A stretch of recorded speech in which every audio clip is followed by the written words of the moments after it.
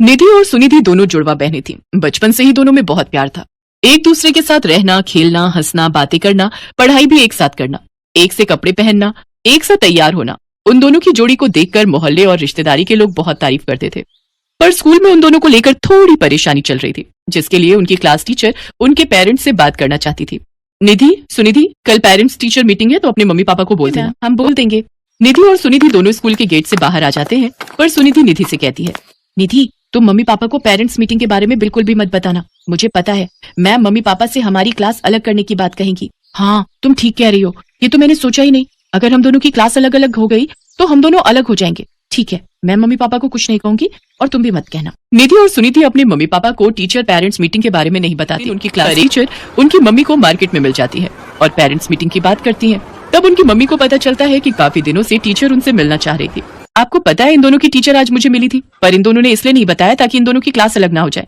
अभी तो दोनों छोटी हैं, बड़े होकर भी इन्होंने साथ रहने की जिद की तो मम्मी हम दोनों हमेशा साथ रहेंगे। हाँ मम्मी, हम हमेशा साथ रहेंगे। कोई नहीं जानकी, बच्चियां हैं, बड़े होकर समझ जाएगी। वक्त के साथ दोनों बहनें बड़ी हो गईं। दोनों के लिए अच्छे घरों के रिश्ते आने लगे। निधि और सुनिधि के मम्मी पापा चाहते थे कि दोनों के लिए अच्छा रिश्ता मिल जाए। स्कूल में टीचर थी, जबकि सुनिधि एक बैंक में नौकरी करती थी। दोनों के लिए अच्छे रिश्ते आ रहे थे, पर निधि और सुनिधि दोनों ही हर रिश्ते के लिए मना कर देती थी। क्या हुआ निधि? लड़का बहुत अच्छा था, फिर तुमने रिश्ते के लिए मना क्यों कर दिया बिटिया? बस ऐसे ही, वो मुझे अच्छा नहीं लगा। मैं सब जानता हूँ, ये तुम दोनों की चाल है, इसलिए तुम दोनों हर रिश्ता मना कर देती हो। ऐसे कैसे चलेगा जी? आप इन दोनों के लिए रिश्ते लाते रहोगे, दोनों मना करती रहेंगी। हेलो जी, बोलिए जी। ओह, थैंक यू सो मच, आपने मेरी बहुत बड़ी मदद कर दी। मैं आपसे कल मॉर्निंग में बस स्टॉप पर मिलती हूँ जी। Okay okay. क्या हुआ निधि, तुम इतनी खुश क्यों हो गई? किसका फोन था? अरे आज सुबह बस स्टॉप पर मेरा पर्स गिर गया था, मैं जल्दी में थी, मैंने ध्यान नहीं दिया और यहाँ घर आई तो ये सब हो गया, तो मैं तुम्हें बताना ही भूल गई। वो मेरा पर्स एक है जिनका नाम सौरभ है, उनको मिल गया है। उन्होंने मेरे कार्ड्स पर मेरा नाम देख लिया था तो मुझे अभी भी कॉल किया है। कल सुबह वो मुझे बस स्टॉप पर मिलेंगे तो उनसे मैं ले लूंगी। ये तो बहुत अच्छा हुआ, वरना आजकल के जमाने में ऐसे लोग कहाँ मिलते हैं जो किसी का पर्स लौटा दे। अगले दिन निधि सौरभ से मिलती है। सौरभ उसे पर्स दे देता है। धीरे धीरे दोनों में अच्छी दोस्ती हो जाती है। निधि को सौरभ का स्वभाव बहुत अच्छा लगता था।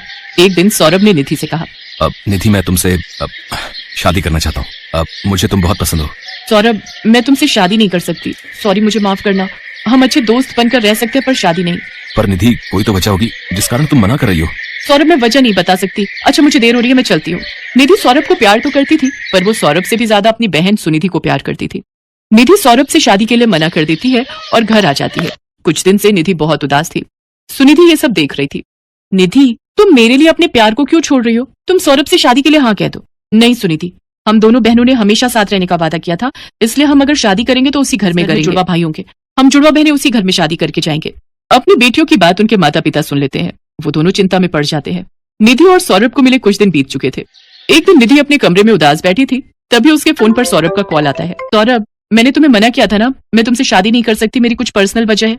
निधि, मैंने तो तुम्हें इसलिए फोन किया है कि मैं तुम्हें बताना चाहता था कि मैं आज अपनी फैमिली के साथ लड़के देखने जा रहा हूँ।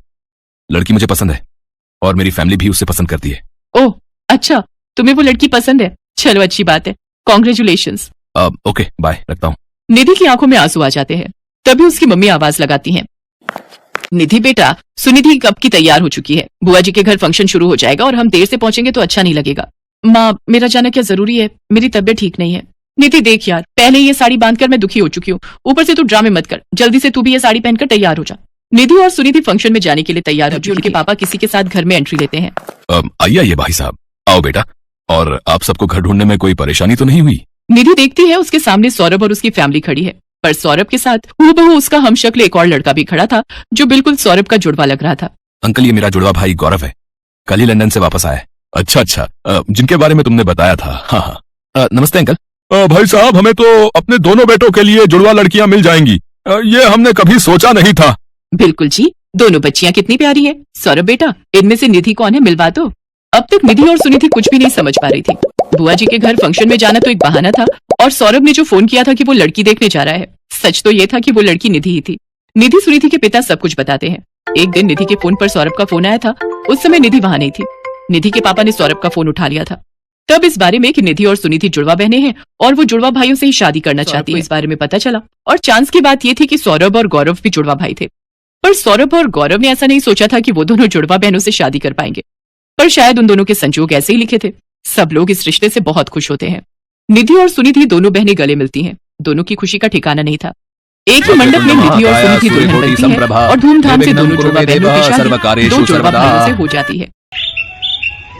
माँ, ये नौकरी मेरे लिए बहुत जरूरी है। अगर उन होटल वालों को मेरा काम पसंद आ गया तो मेरी पगार और बढ़ जाएगी। बहुत मुश्किल से तो मुझे ये नौकरी मिली है। अब तुम ऐसे घबरा कर भेजोगी तो वहां इतनी दूर अनजानी शहर में अनजानी जगह पर मेरा बिल्कुल भी मन नहीं लगेगा। हाँ, नहीं कर रही मन उदास, पर तू वादा कर मुझे रोजाना फोन करती रहेगी। हाँ माँ, मैं जब भी काम से फ्री हुआ करूंगी सबसे पहले तुम्हें फोन करूंगी। अच्छा रुक, मैं तेरे लिए साथ में खाने का कुछ बांध देती हूँ, तू रास्ते में बस में खा लेना। ठीक है माँ। तब तक मैं अपना सामान अटैची में रख लेती हूँ। ये है सीता, लाजवंती की बेटी। लाजवंती बहुत गरीब है। पति के जाने के बाद घरों में काम करके लाजवंती ने सीता को पाल पोस कर बड़ा किया। सीता ने गांव में ही रहकर 12वीं तक की पढ़ाई पूरी की।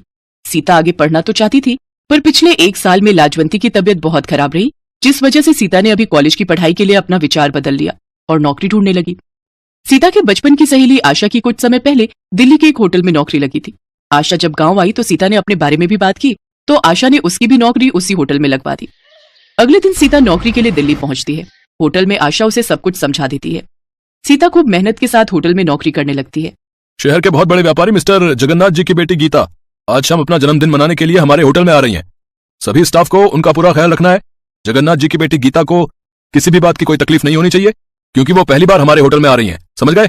जी सर, हम पूरा ख्याल रखेंगे। यहाँ है, विदेश में पढ़ी लिखी है और बहुत नखरे वाली है। अभी सुबह ही मैंने रिसेप्शन पर फोन उठाया था, बड़ी तीखी आवाज में बात कर रही थी।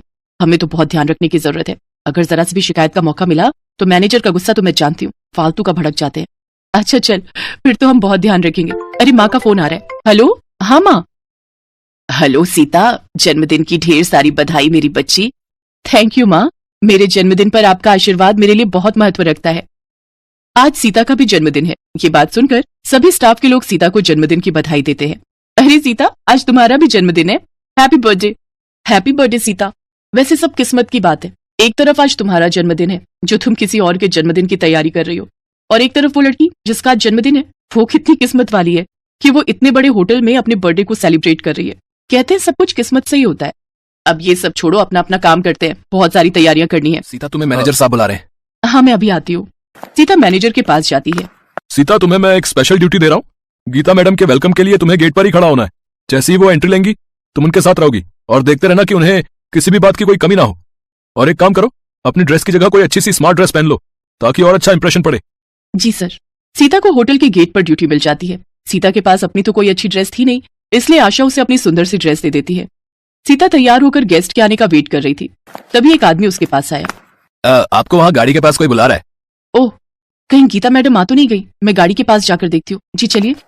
जैसे ही सीता गाड़ी के पास जाती है, अचानक 2-3 बदमाश उसे गाड़ी में जबरदस्ती पकड़कर बिठा लेते हैं और उसका मुंह बंद करके उसे बेहोश कर देते हैं। अचानक से सब कुछ हुआ तो सीता को संभलने का मौका ही नहीं मिला। गाड़ी अनजान सड़क पर दौड़ जाती है। इतनी देर में गीता भी होटल के बाहर आ चुकी थी। सब लोग गीता को देखकर हैरान रह जाते हैं। बिल्कुल सीता की शक्ल की थी। अरे सीता, तू यहाँ क्या कर रही है? तू इस गाड़ी में क्यों बैठी है? चल बाहर निकल, गीता मैडम के आने का टाइम हो रहा है। एक्सक्यूज मी, ये क्या बदतमीजी है कि आपका स्टाफ गेस्ट के साथ ऐसे बिहेव करता है? मेरा नाम गीता है, सीता नहीं। क्या आपको बताया नहीं गया था कि आज मेरा बर्थडे और मैं सेलिब्रेशन के लिए आ रही हूँ? गीता, ये कैसे हो सकता है? तुम तो सीता हो। मैडम, आशा ठीक कह रही है। आपकी सूरत बिल्कुल हमारे स्टाफ की एक लड़की सीता से मिलती है। गीता ये सब सुनकर हैरान रह जाती है। मैं अभी सीता को बुलाती हूँ, वो अभी गेट पर ड्यूटी दे रही थी। तभी एक लड़का भागा हुआ आता है। सर सर सर, सीता को कुछ लोग एक कार में पकड़ कर ले गए। सीता बेहोश थी, मैं पीछे भागा पर कार आगे निकल चुकी थी। वो जरूर कोई बदमाश लोग हैं सर। गीता घबरा चुकी थी। उसने अपने पापा के मोबाइल पर फोन किया और सारी बात बताई। गीता के मम्मी पापा भी वहां पहुंच गए। मैनेजर के पास सीता की माँ का मोबाइल फोन नंबर था। सीता की माँ को जब सारी बात पता चलती है तो वो फौरन बस पकड़कर दिल्ली आ जाती है। अचानक सब पलट जाता है। अरे लाजवंती, तुम, और यहाँ इतने सालों बाद तुझे देख रही हूँ। तू कहाँ गायब हो गई थी? मुझे माफ कर दो मेम साहब, मुझसे बहुत बड़ी भूल हो गई। सीता आपकी बेटी है, गीता की जुड़वा बहन। उस रात आपने एक नहीं 2 बेटियों को जन्म दिया था। मेरे मन में लालच आ गया था। मेरी औलाद नहीं थी, इसलिए मैंने आपकी एक बच्ची चुरा ली और अपने साथ गांव ले गई। पर मुझे नहीं पता था कि आज मेरी गलती की सजा मेरी सीता को मिलेगी। मेरी जुड़वा बहन सीता, माँ पापा सीता को बचा लो। मैं जानता हूँ ये सब किसका काम है। मुझे लगता है अशोक ने सीता को गीता समझ लिया और मुझसे बदला लेने के लिए वो गीता को अगवा करना चाहता था। चिंता मत करो, वो ज्यादा दूर नहीं गया होगा। हम उसे पुलिस की सहायता से पकड़ लेंगे गीता के पिता मिस्टर जगन्नाथ ने पुलिस को खबर दी और कुछ ही घंटे में पुलिस अशोक को पकड़ लेती है। सीता सही सलामत मिल जाती है। जब सीता को सच्चाई पता चलती है कि गीता उसकी जुड़वा बहन है और उसके असली माता पिता मिस्टर जगन्नाथ और ममता है, तो वो बहुत रोती है। मेरी बच्ची सीता, इतने सालों तक तू हमसे दूर रही। सीता, हमारी बच्ची। मेरी बहन सीता, तू इतने साल मुझसे दूर रही। मैं भी आप सबको पाकर बहुत खुश हूँ। और माँ, तुमने ऐसा क्यों किया? मेरे अपने माता पिता से मुझे दूर क्यों कर दिया? सीता और गीता एक दूसरे के गले लग जाती हैं। मुझे माफ कर दे सीता, मुझे माफ कर दे। अब तू अपने परिवार के साथ खुश रहे। अपना चेहरा कभी नहीं दिखाऊंगी। मैं हमेशा के लिए चाह रही हूँ। तुम कहीं नहीं जाओगी। जो हुआ बचपन में हुआ। मैंने बचपन से तुम्हें अपनी माँ माना है। मैं तुम्हारे बिना नहीं रह सकती माँ। सीता अपनी माँ के गले लग जाती है क्योंकि लाजवंती ने उसे पाल पोस कर बड़ा किया था। सीता को अपना असली परिवार मिल जाता है, अपनी जुड़वा बहन मिल जाती है और वो अपनी नई जिंदगी की शुरुआत करती है।